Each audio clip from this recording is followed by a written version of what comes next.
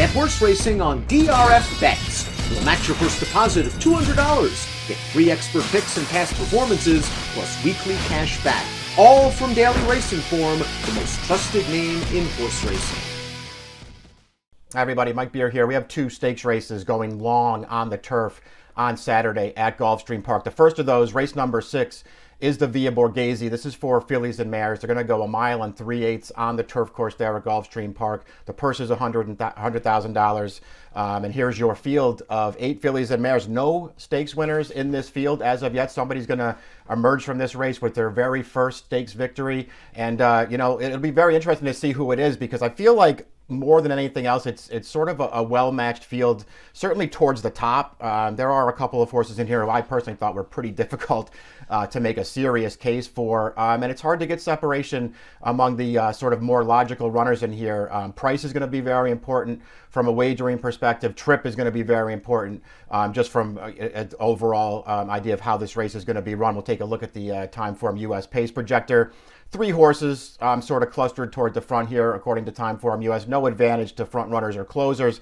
The number 4, Flying Fortress, one of the horses they expect to be forward in this race. I think more than anything else, that's based on a front-running win 2 starts back in a race where the pace wasn't that fast. And then in her most recent start, she was part of a much faster pace in the Dowager, the Grade 3 Dowager at Keeneland. So she was part of the pace that day, along with beside herself, who was the number 1 in this race.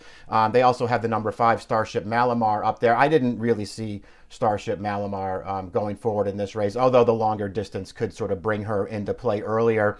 More than anything else, I just sort of felt like the 1 beside herself was going to be the horse to get the aggressive ride and go to the early lead in this race. And to me, I just think that's her best chance to win this race. She's pretty talented. I feel like she's run some really nice races for trainer Todd Pletcher. Luis Saez is going to regain the mount here. This filly's won 3 times in her career, and Saez has been aboard for 2 of those victories. And it's also just worth noting, all 3 times that this filly's found herself in the winner's circle after the race was over, she was right on the lead from start to finish in all of those races. And I just feel like that's going to be the plan here for Pletcher and Saez. They're going to put this filly on the front. She was in that Dowager in her most recent start, along with the horse that Timeform US also thinks is going to be up on the pace in here, Flying Fortress.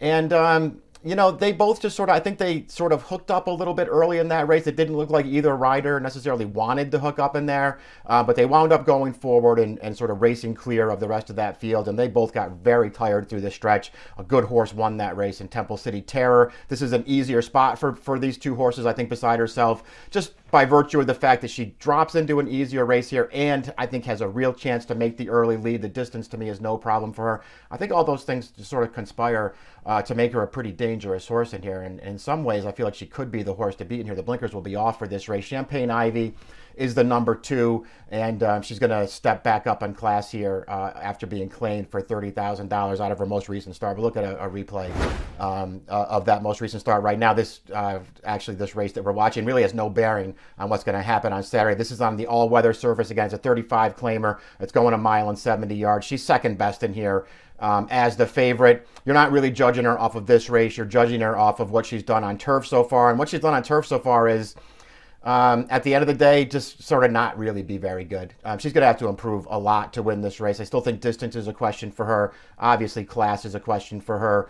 They went 1.5 miles on turf with her at Saratoga at the end of August, and she just got absolutely buried by Beside Herself, who wired that field. She's never run a race good enough to make her a serious contender in here. We'll see if she can improve a little bit. Treasure of War is the number 3, very lightly raced filly for Cherie DeVoe, a very good trainer. One of the horses in here, maybe more than anyone else in the field, I sort of struggled with trying to decide what to do with her. I respect the fact that she's really lightly raced. It feels like she was sort of progressing after a short layoff in the spring and summer for Cherie DeVoe. Got the maiden win in a race that was rained off the turf, came right back in an allowance race going 9 furlongs at Ellis Park on the grass. I thought she ran pretty well that day. That was a race where the pace was pretty contested in that spot, and she took a lot of pressure while securing her position on the inside. Ultimately, I thought got a decent trip, landed in a pretty good spot sort of behind the leaders, but then came through on the rail, took over, put away all the horses that were up on the pace with her, finished well behind, and she held off a couple of closers at the end. I thought she ran well that day.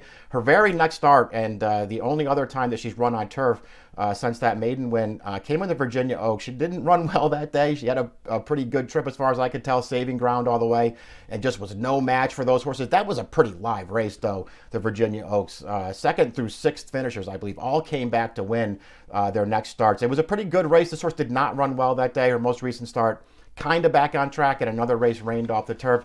I don't know. She has to improve to win this race. She's got to also prove that she can get a distance of ground, but I thought she was one of the more interesting horses in here at a price, and it feels like she should be a price in this race. Flying Fortress up next. A horse who's certainly going to take some money in here, getting a trainer change here. Shug McGahee started out with this horse through the first 6 starts of her career. Now this horse transfers to Reeve McGahee, Shug's son, and we'll see if she can just sort of continue the forward progression that she was making for Shug, because this filly, to me, just kept getting better race by race. Started out going shorter. Shug progressively stretched her out in distance, and she handled the step up every single time. I thought through the first 5 starts of her career, nothing but good performances from this filly, and it felt like she was even one of those horses who was learning on the job. You could just see her sort of figuring things out. Got to win 2 starts back on 9 flags where they put her on the lead, but that's the only time she's really ever been. That was the first time she had ever been close to the pace at all. All of her other races from well off the pace, and she ran well with that running style. So I don't think they have to go forward with her in here. She was in the Dowager last time. Again, the pace was solid. She wound up going forward. Did not look like Julien Leparoux necessarily wanted her to be part of that pace, but she was, and she was just no match when that field turned into the stretch. Got pretty tired, finished 5th, but it was another step in the right direction as far as figures go. I think the distance is okay for her. I think she's got the right running style for this race, because I think she'll be forward, but she doesn't have to be right on the lead if somebody else goes towards the inside. I just think she makes a lot of sense in this race. We'll see what kind of price she is in here. Starship Malamar is the number 5. Another filly who just, overall kind of lacks the credentials to really, take too seriously in this race. I suppose she could be a really good price in here. We'll take a look at her replay right now of her most recent start. They took her up to New York to run in an allowance optional claimer here. She's the longest shot on the board in this race at 23-1. Gets a great trip. Her rider did everything that he could do to get her a piece of this race, sat right in behind the front running winner the entire way, and you can see through the stretch there, she's just not good enough. She can't make up any ground on the horse on the lead. She's not getting second from Creative Cairo. She winds up 3rd. It was a fine performance with a really good trip. She has the distance question to answer. She has the class question to answer. Jose Ortiz will take them out with this filly. Number 6 is Lachine. She's a contender in this race. Lachine, Graham Motion is the trainer. Hasn't run in a stakes race yet. She's already run 17 times. She's 2 for 15 on the grass in her career. And she's just one of those fillies who, it feels like every once in a while she'll show up with a pretty good race. I personally have struggled with this filly to decide how good I really think she is. And overall, I'm not quite convinced by her. She's run some good races. She's very consistent. I do think she can get the right kind of trip in this race. But overall, her races just don't do a lot for me. She did win over this distance last summer as a 3-year-old up at Saratoga, but that was a race where it just set up really, really well for her. The pace was solid. The top 2 finishers, her and the runner-up, both came from last and next to last, and sort of filled out that exact in there. I thought she ran okay in there, but I thought she ran okay with the best trip in the race.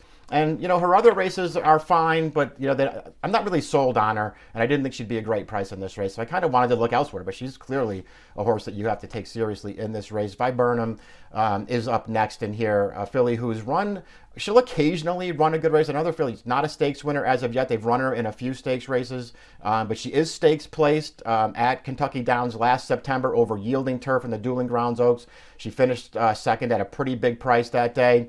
Since then, it's been a little bit of a struggle. She did win both 2 and 3 starts back. Another win, another good effort at Kentucky Downs, 2 starts back. She seems to really like that turf course there, and in a lot of ways, that's the most important thing when you're running at Kentucky Downs. They came back, ran her in a grade 3 in her most recent start. That was on very short rest in that ladies marathon, and she was a no-factor 5th at another big price. She's got races, though, that'll put her in the mix here. She feels like a horse who wants to sort of sit a little bit and make a late run into the race. I read Ortiz will ride for the first time here, and while that's a positive, all it really does is probably pull money in her direction. And I'm not sure she deserves to be a short price in this race, or even, one of the favorites in this race, which is possible. But, it's not like she doesn't have at least one race that would give her a chance, I guess. Good American is going to close out the field here.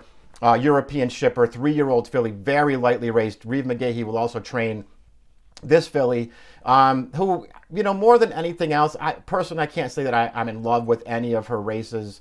over in Europe. I did think she looked pretty good when she won her debut. That was going 7 furlongs last September as a 2-year-old. I thought she ran pretty well that day because she still looked like she didn't really quite know what she was doing. But when they challenged her, she found enough and wound up winning clear at the end. I think the things to like about her is obviously she's lightly raced, so she could improve here. She has the pedigree to just get better with time and with distance. She's supposed to really appreciate longer distances. And she's also coming off of a pretty good performance in her most recent start. Now, that was over this distance, but it was on the all-weather surface at Kempton.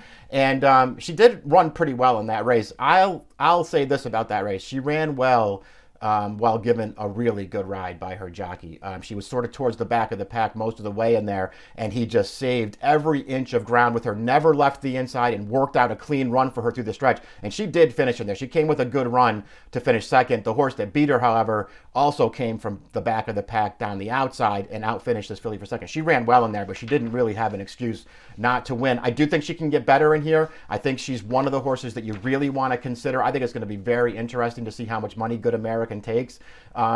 I wouldn't take a short price on her, but if for some reason she gets overlooked in here, she's definitely a horse that I want to be using.